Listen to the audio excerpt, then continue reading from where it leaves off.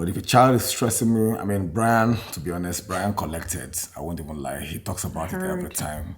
He said he once Yes. jumped off a balcony, like inside the house or something, second Yeah. floor.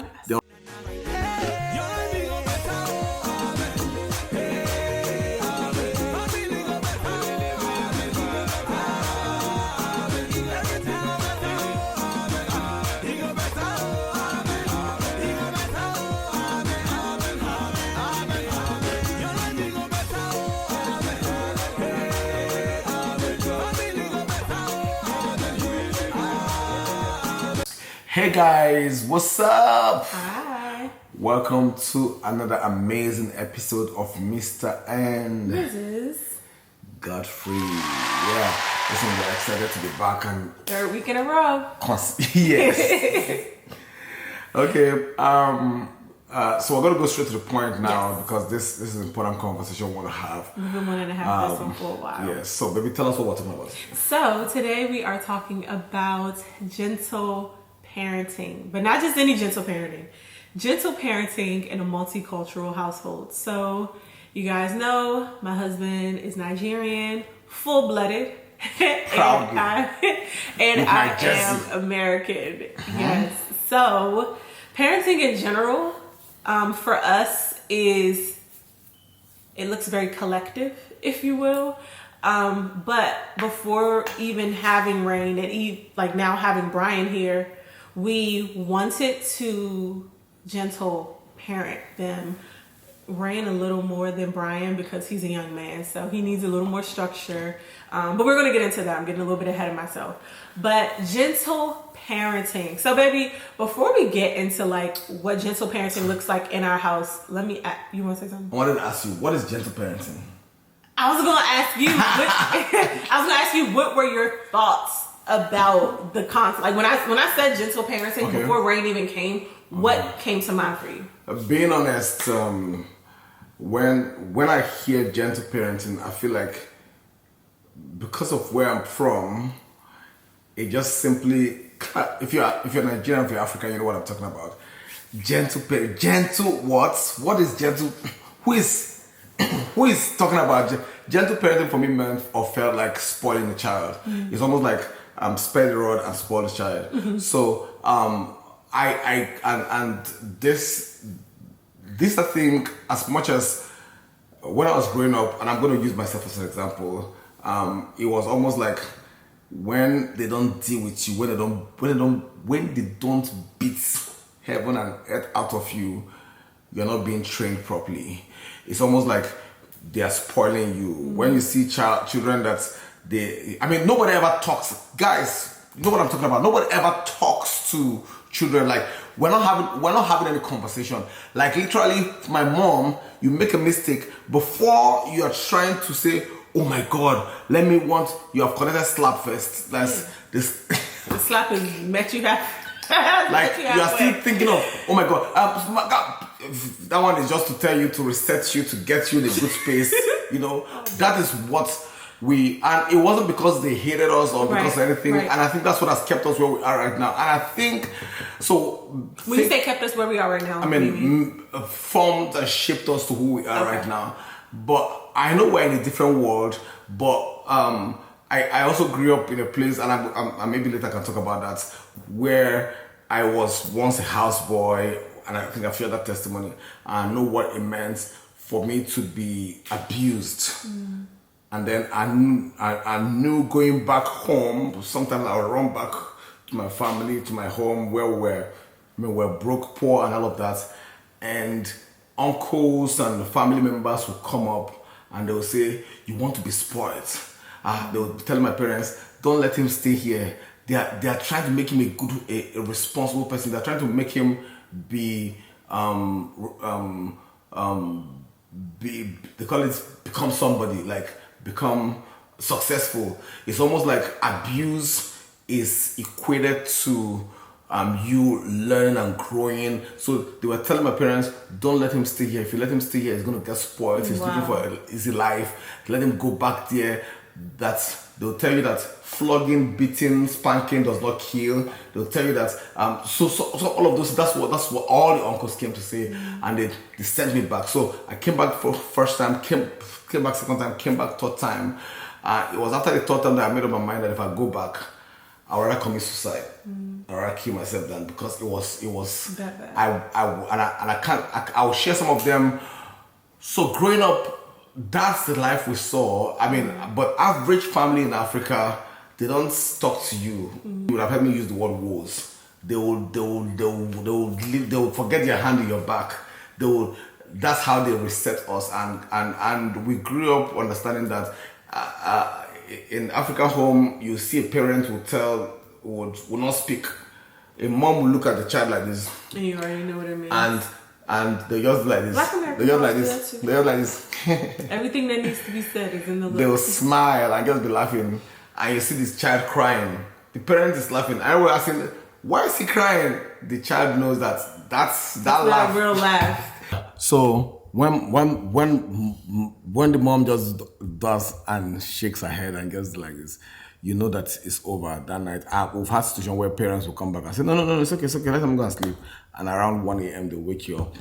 That time you're just about to get into sleep, they wake you up. So, I mean, so when you said gentle parenting, I felt like, oh my God, she's going to spoil these kids and all of those things. But, I mean, now I understand that it's better for me. Yeah. How about you? So the question you asked me was, what is gentle parenting? So, I don't feel like it was really a term when I was growing up, but I do know that my mom, I did get whippings when I was growing up. It wasn't that my mom never, but okay. I honestly, Are you sure? Surprised. Let me finish. But I honestly feel like I could probably count on two hands how many times I remember. And it was for like pretty significant things, like, which is kind of the approach. I can't count with my 10 hands, my 20 legs, how many times. I'm sorry.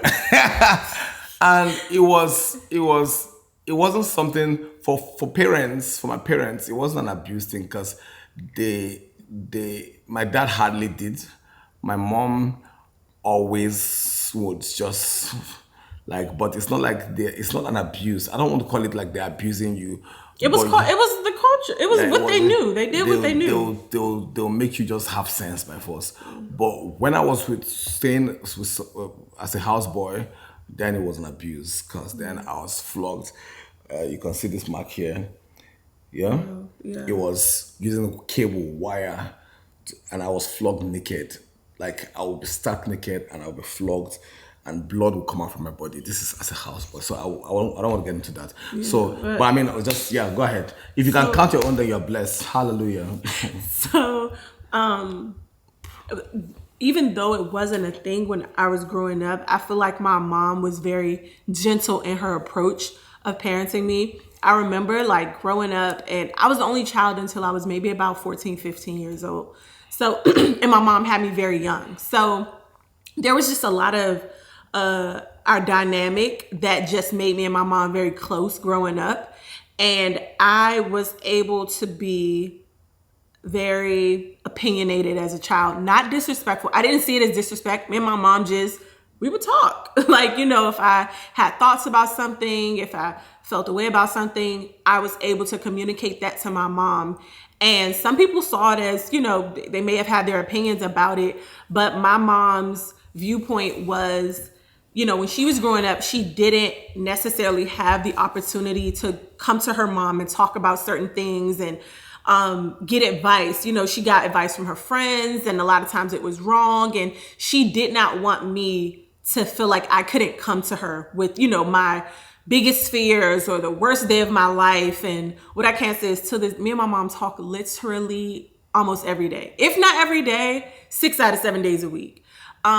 So because that was my background, I grew up in a home where my voice was heard. I had a voice in my home. And I knew my mom considered, you know, what I had to say. And I always felt like I wanted that same relationship with my children, not just a daughter, but I wanted to raise my children to be able to think for themselves, to use their voice, you know, to not be afraid to speak up for themselves when necessary. Gentle parenting is an approach where it's not void of discipline, but discipline, it's not physical first. One thing I can say about Rain is that she is very smart. Yes, she's 2 years old, so she cannot comprehend and understand on our level, but she wants to try and do a lot of things on her own. And she is very confident in herself. And because of that, I feel like it's kind of bled into my idea of what gentle parenting is. I know every child and every family dynamic is different, but to me, gentle parenting is I'm modeling what respect looks like. I'm modeling what respectful confidence looks like. You know, doesn't have to be prideful. It doesn't have to be arrogant and overbearing, but you can use your voice. You know, your voice matters. I want to hear it. Sometimes less than others, you know, let's be real.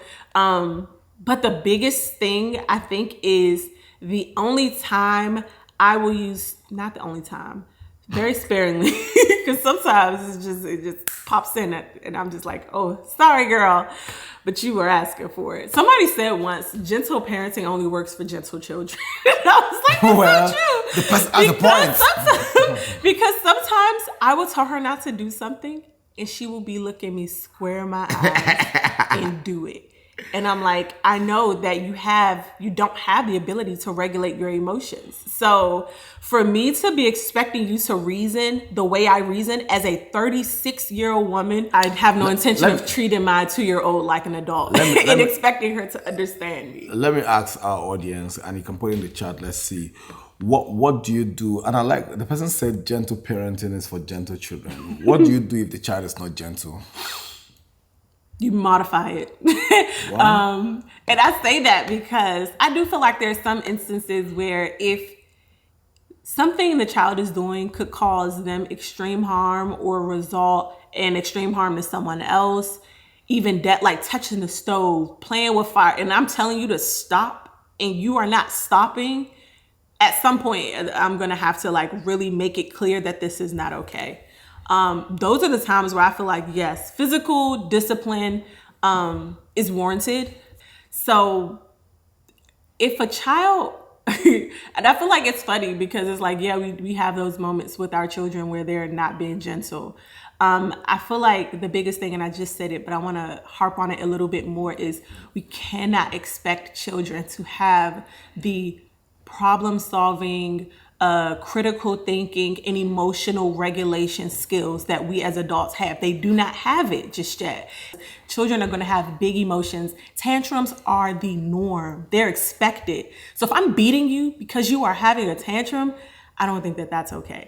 For me, I would say, as a typical Nigerian, if a child is troublesome, it's just to reset, to be, I mean, that's what will come default. Because like you said, we are big with culture, we're big with respect, honor, and respect, honor does not mean that you are being, if you check with all of this we're talking about, Nigerians are still very bold, very strong. Yeah. It doesn't mean that you're becoming very weak because you're being respectful, or they don't see your like niceness, or they don't see also your confidence as pride. I mean, it's a thin line, but we try. But if a child is stressing me, I mean, Brian, to be honest, Brian collected. I won't even lie. He talks about it every time. He said he once jumped off a balcony, like inside the house or something, second floor. There was a staircase like this. I was mad. He jumped from the staircase down. I mean, I remember those days. Parents would bring their children to me for discipline. Like, you know what? That was actually me too. In the way, if my cousins saw me like with Rain, they would be like, really? I used to beat everybody's child. I used to just pop in everybody's child. Don't you dare! How dare! One of the fundamental things is that we live in a different world right now, and because there's a certain way you were trained up does not mean you train your children like that. what we experienced that time is different from what we're experiencing. The world that we live in that time is different from the world that we live in now. If you don't, and I think that they were preparing you to be able to live and survive in that world. yeah, correct. And in the world that we live in now, with this whole iPad, with technology, with all of those things, you need to be more prepared. You need to find a way of also being in their lives and making sure that, like you said, with your mom, you guys have some sort of solid relationship. Because if you don't do that, other people will do that. Yeah, and it might not be good. So sure. yeah, I've just to add to what you were saying. I mean, even in school, even with music, if you as a choir director, as a pastor, as people catch stuff at different speed. Some people will get it immediately. Some people will get it an hour later. Some people have to go home and revise listen to the before they recording. get it. Some people it takes 1 week. And sometimes even in my office, when I send 2-3 people to do the same thing. But because somebody will forget, somebody will leave something and you get one done. So I do think that Bible says that train up a child, I think that's Proverbs 22:6. Train up a child. Is it 6:22, something like that? Train up a child in the way he should go, and when he's old, he will not depart from it. So these are some of the things that I think we should do to help our children. Number one, foundation of godly training. Love and relationship. There has to be a foundation of godly training with them. The point is, before correcting, before you do discipline, before talking about achievement or any training, the child must feel deeply loved. And that's one of the things we've done with Rain. We have showered Rain with so much love that even though we drop her, she's gotten used to going to school. Even today, she had to come back and give us a hug. Come back to mom, come to dad, give dad a hug. Because every time we always tell her we love you, we care about you. If I'm out of town, I miss you so much. And even though most times she does not respond to me, she just she gives my husband. So I remember I told you guys I'm very gracious with my husband when he travels. I never want him to feel guilty. You know what? Rain, she literally will turn her face from the camera when her dad is on FaceTime. Then she'll come back, but she has to give him the blues first. Like, where are you? She don't walk away. Okay. And she hears him calling her. So it's important you shower your children with love, not because of what they're doing, but for who they are. They must be secure in your love, and God loved us first. Bible says we loved because He first loved us. And Bible says also, Father, do not provoke your children to anger, but bring them up in the discipline and the instruction of the Lord. So it's important that because you're a parent does not mean you provoke your children with wrath, with anger. You're just. Secondly, quickly, okay, how you can do that? Also, we do this a lot too. And we are not professionals. We're just giving our opinion and what works for us. So you have to affirm your children daily, speak into their life. If I tell them to repeat stuff after you, be present. There's a place of being present. Sometimes when I'm not around, I feel really bad, but being present is good. But being emotionally present too is also better, not just physically present. Even when you discipline, sometimes when I discipline Brian, I just tell him, we have a conversation before I start beating heaven out of him. I'll tell him, I've told you this thing the first time. I've told you this in the second time. I've warned you about this the third time. This is the fourth time. And I think you were not listening to me. Something extra has to be done. Do you agree with me? He will say yes. That's okay. Show me your hand or show me your bum. Not welcoming. All right. Go on. Secondly, discipline and boundaries has to be consistent and has to be done from a place of love. Bible says, spare the rod and spoil the child. The rod and reproof gives wisdom, but a child left to himself brings shame to his mother. So we've even trying to find a corner. A timeout corner for Rain somewhere here. We're trying to find somewhere, Boundaries teach security. Discipline done right builds confidence, not fear. You have to teach word daily. Find a way of just sharing the word of God, praying daily with your kids. Let them see, it's easy for them to learn from what they see. What they see modeled. Than what you say. Parents easily will say, do this, do that, do this, do that. And do as I say, not as I do. Yeah, you don't even do anything that's you're telling your child to do. They would never respond to that. Building character over achievement. Who they are is more important than what they achieve. So I've seen myself do that, where I'm fighting Brian for all A's, all A's, all Same. A's. And sometimes I feel like, you know what, in the world we live in now, it's not about all A's. Yeah. People that get all A's end up working for people that are dropouts. I'm not saying people should drop out of school, but most times allow them to find a way of finding what they love, how they can express themselves with those things, instead of forcing them to just get all A's. If they're not getting all A's, there might be something you're not paying attention to that's going on with them. Yeah, that might just be okay, or it might just be their area of strength, but it's not taught in school. But they need to learn how to play the piano, or they need to learn how to do some coding stuff and all of that. Yeah. We had to relax a little bit on the like all A's or you're punished until you get another report card, because he's a student athlete, and the school where I say it all the time, there's no football like Texas football. And I say that because they literally work out year round. All year. They have workouts in the morning, and they wake up workouts after school. He wakes up at 4:30 and has to be to school by 5 a.m. Like, so it's not a pass to not do good in your academics because you're an athlete. Because full transparency, the way I used to see it, I'm like, football is extracurricular. That's just something you're doing for fun. Like, your grades need to, and now as he's progressed in his football career, and we see how committed and dedicated he is and how hard he works. Listen, we're like, this is no small today thing. He woke up very late. He almost lost his mind. Working.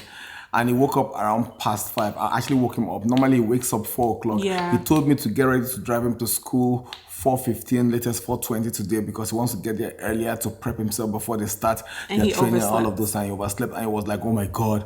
And in fact, that teaches them discipline and also helps them to focus a lot. And that brings me also to the part where I'll say vision and helping them discover their gifts. Most parents, especially in Africa, want their children to become who they are. Yeah, or what they weren't able to become. Yeah, so you see, a doctor wants their children to be doctors, a lawyer wants their accountant, and this is what we have done. And most kids in Nigeria those days, and you can affirm that if you're a Nigerian here or African, they will go and study what their parents want and dump it and now start doing what they would have wasted 6, 5, 7, 8 years. So it's important you understand that your child, you don't have to clone your child to become exactly who you are, because their gifting might be different and all of those things. Because it would have been very easy for you to force Brian to just do music, and thank you, like force him to learn to play the piano or produce and he played the piano. He was very good at it. He tried to play, but he didn't want to. Yeah. If you see him play some of the things he learned those days, till now you can still play them very well, all of that. But he was just not interested. I'm hoping that he's interested later, but he's still not interested. Like with football, he's been rising to the occasion. That boy gets with hurt football. every other day. He's giving 100%. Spraining his knee, still at practice. I'm like, okay.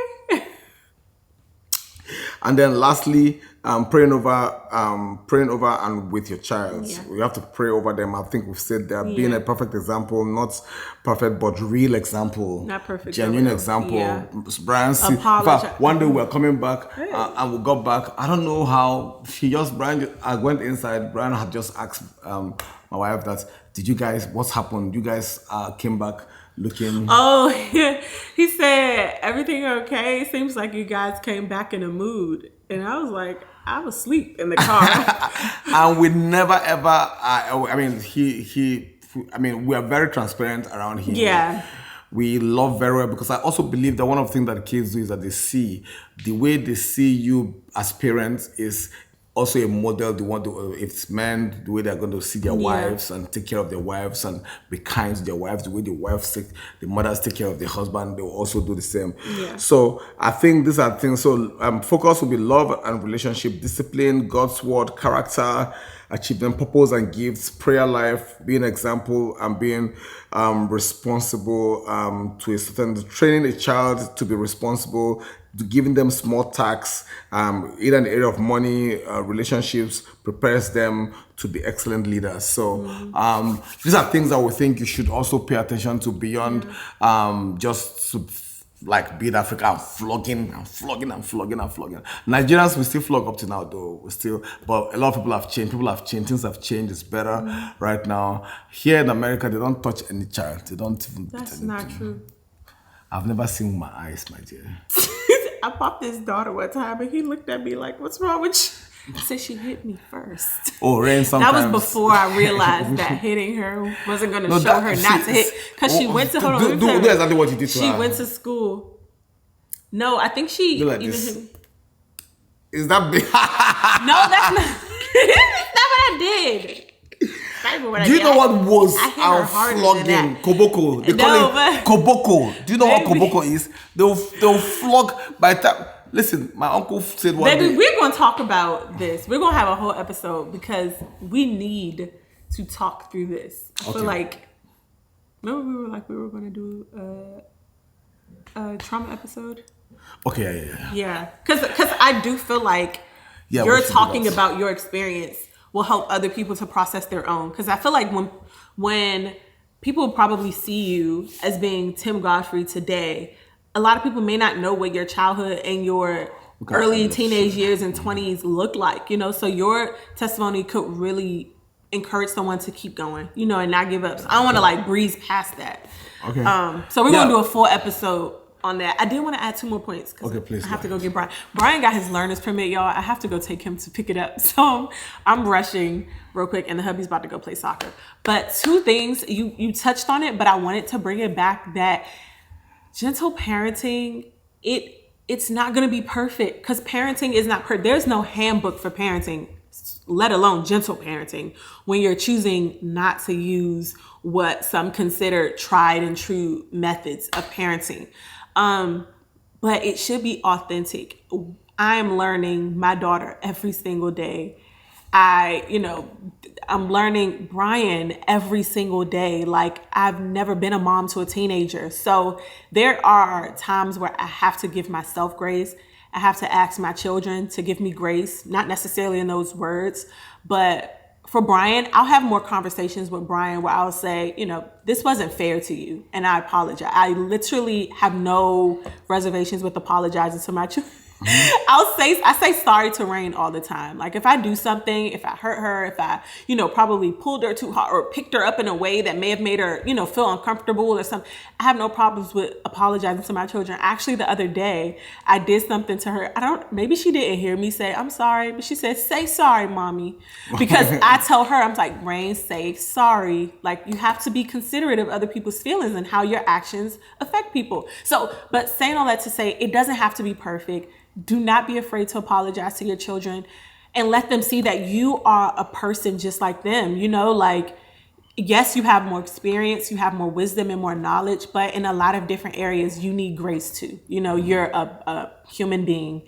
And another thing that you have shared with me often, baby, is wanting to be intentional about letting our children experience obstacles because we don't want to spoil them. There is the risk of spoiling your children with gentle parenting. So there are some instances where we have to allow things to be hard for them. We, like with my husband, not giving Brian a consistent allowance. I know that probably sounds crazy to people, but him just not being able to do certain things because he does not have the money to do it. Your dad and your mom may have it. Okay, cool. You do not. So then that teaches him when he does get an allowance to manage it more properly. Or yes, you still have to do your chores when you come home from football because football is the extra thing for now. Yes, that's something you want to do as a professional career, but you still have household responsibilities that do not get to go undone because you've decided that you want to add something else to your plate. So something we're also being intentional about is not doing too much for our children, not stealing. There was a video you shared with me, and I'm really big on giving credit. Can't remember who posted it, but they basically said when you do too much for your children, you steal their self-esteem and you esteem yourself. You're like, I was able to accomplish this for my child. I was able to do this for my child. Not realizing in the long run, you're kind of handicapping them. You're not doing them any favors by doing everything for them. So by God's grace, y'all be praying for us because we are finding the balance every single day with this gentle parenting thing. The Lord is gracing us. He's helping us. He's showing us that Jehovah, our God, He is a gentle parent because a lot of y'all deserve some Mosins right now. And the Lord has not given it to you by His mercy. Yeah, amazing. And I was also going to end with the fact that, we always have this whole thing that we say to ourselves every time that, I don't want my children to suffer what I suffer. I don't want my children to go through what I think that's what you're talking about. But guess what? When I was growing up, I saw so many rich and successful family, but their kids were spoiled, and the kids now messed up the whole thing that the parents got and became poor. And now they are now having children, trying to train the children well so that children will do well. So most times people mistake trying to not allow their children to go through what they went through and spoil them. So there has to be some sort of balance. And I'm going to end with saying that your children are arrows in your hands. Yeah, you are not just raising a child, you are launching a kingdom, godly ambassador into the future. Bible says, like arrows in the hand of a warrior, so are the children of one's youth. Shape them, aim them, then launch them for the glory and to the glory of God. So be sure to like, comment, subscribe, turn on your post notifications, and share. Guys, this is so beautiful. I hope this helped. And if you have anything that you want to add to what we've done, please put in the comments. Share with us how you are training your children, any what tips, you know. tricks, ideas. Please go ahead. We love you guys so much. See you next week, Sunday. Bye-bye. Bye.